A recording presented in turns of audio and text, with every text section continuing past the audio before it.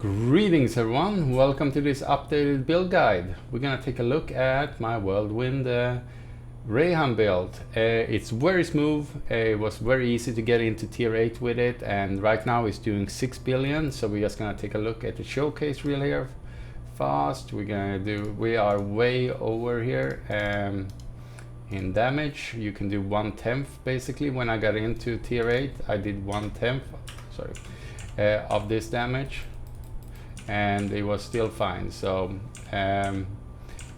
because of the explosions, it's very easy to scale. This is a really bad map for showcasing. It's basically up and down and sideways. All I'm doing is blinking. Everything else is everything else is not needed.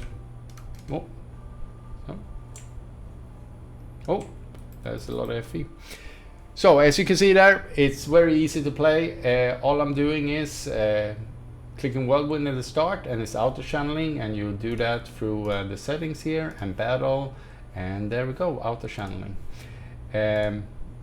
Otherwise all the other skills are auto triggering, so you don't need to worry about that, and the only thing I'm clicking is blink. If you want to take something else there and put in something to generate more damage, you can, but I like to blink around and moves a little bit faster through the maps.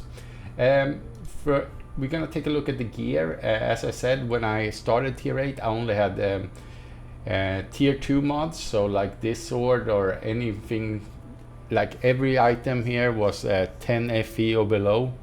It was very inexpensive, so you don't need a lot to get into tier 8s and start farming it with this build. All the uniques here are just a few FE, as you can see here. This one is 9 FE, this one is, I know it's 1 FE. Yeah, so 2 FE, 1 FE. All of these are just super inexpensive. So, inexpensive. Otherwise, I started with these also.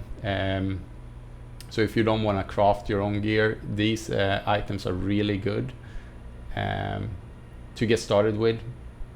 The reason why I changed is the one crafted ones, especially with tier 1 modifiers, is a little bit more damage, and also it fills up the resistances, so some more defense. But you're not playing hardcore probably, so who cares. Otherwise, the thing that the build scales most out of is your physical weapon. So make sure your two-hander has these mods on it. It doesn't need to be tier 1, but I would recommend that the first item you upgrade would be your two-handed maul.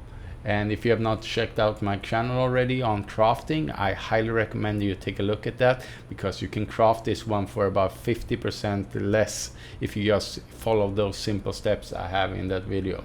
So some gear stats should be already on it probably when you buy the base, and then you follow my affix blocking and stuff like that. Burst also scales from attack speed, and from we're also gonna need crit on our gear to generate rage, which burst is using to actually activate. So all these gear pieces basically are the same. We stack some stats which give some more damage, some damage mod there, as you can see. Otherwise it's resistance, critical strike damage, crit. I'm gonna hover over one, you can stop and take a look, pause the video. And our gloves here are just doing the explosions. I recommend 5% on it, so you can have more explosions. For our boots, just movement speed. The physical skill level can only be on tier 1 mods, so otherwise just go for a stat like dex or strength if you're going for tier 2 gear at the start. Yeah, very smooth progression. Don't worry too much about it. You can upgrade one item at a time easily through just completing your boss conquest, Supreme Showdown, City Defense, and get some crafting FE that way. Also you get some from your path of progression. So all my gear here is basically for free FE that I got for just playing the game, and all the rest I used for buying other stuff. So let's go through our next part. It's gonna be our skills here. For a skill, Whirlwind, I played a little bit with Savage Charge also, but this one is much better. It just have more spin to it, much more attack speed, is proccing more often and stuff like that. It's just a little bit better. And yeah, what you want to look out for here when it comes to the links is, first of all, guard is very good. We get a barrier, some more defense. Harden also, we get more defense.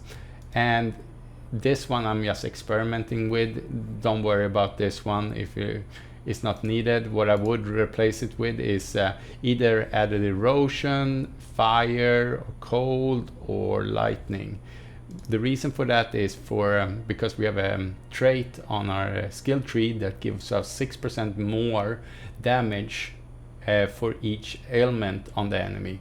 So if we have it here, those ailments triggering, then we don't need it on our gear, and we can get some free extra damage, which is very nice. So you could just put on fire here, for example. It doesn't matter what level it is, because but I already have it on other pieces. We take a little bit look later. Attack speed and stuff like that here. Blink, move around, blur steps, move faster, and then we have 2 different damage auras here, or 1 curse and 1 little activation skill. Use this one because we have no energy shield. It's gonna trigger all the time. That is just cost like 5 FE a piece or even less now, so it's very inexpensive to just trigger your skills all the time. For our auras, again, we have lightning damage and fire damage here, so when our spirit is going out there, then he is gonna activate those ailments, and the enemy is gonna take basically essentially 12%, so 6 plus 6 additional damage. So very nice there. And then we have more crit and some more critical strike rating again, and then we have more additional attack and cost speed. As I said, attack speed is king here together with crit. For our candles, you can go for these mods. You don't need to, but this one generates focus blessings, tenacity blessings, and agility blessings for some extra defense and damage. And this one obviously scales your main hand weapon, which is really strong. Not needed. I did not use this one until like very far into tier 8, so do not worry about it. For our talent tree, we are still doing the same talent tree here. I'm not gonna stop and do anything here. You can take a look and pause the video. We have basically scaling damage, defenses, and then just going with fervor here for more crit. Same thing here for more fervor effect here for more damage and crit. And this one, where is it? Here, it's very important because the minus skill cost is very strong, because that means you do not need to do any more damage. You don't need to worry about mana in this build at all. For our slates, it's I just scaled levels here. You don't need to. These I was going for something, but then I kind of went a little bit overboard with that. Most of them should be looking like this. Like all your slates should be looking like this in the beginning, and these cost like 1 FE a piece.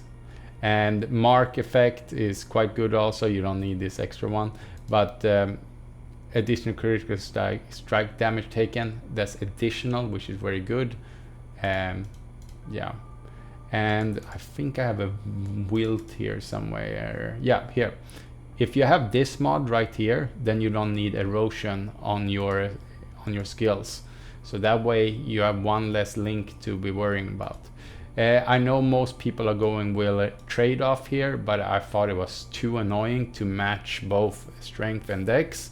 But trade-off is king here if you can get that one here instead. But I went with this one, which cost me like 50 FE instead, which boosts my damage almost as much anyway. So yeah. For hero traits, these are shit. Don't worry about these. I just upgraded them so I can get the level +2 here, so that means these hero traits are gonna go up to +2 also. This one is king. We are going for more crit. More crit we have, the more rage we're gonna generate, and then we means we're gonna be able to burst more. And this one just activate our burst or boost our burst damage. And this one is for converting our attack speed into cooldown. So you still get attack speed for your whirlwind and stuff like that. Something to point out is whirlwind, we don't care about the damage. All the damage that you see is coming from the burst. So don't worry about any of those kind of things in this build. Yeah, that's basically the build. If you have any questions about it, please don't hesitate to write me a comment. And yeah, have a good day, everyone.